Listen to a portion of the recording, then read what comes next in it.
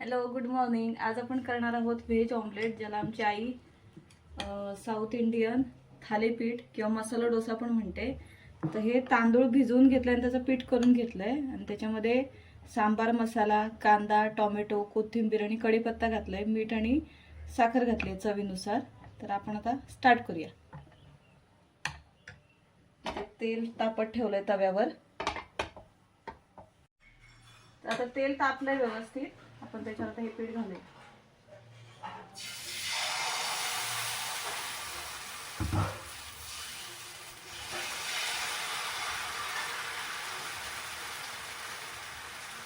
छान घालून घ्यायचं आणि त्याच्यावर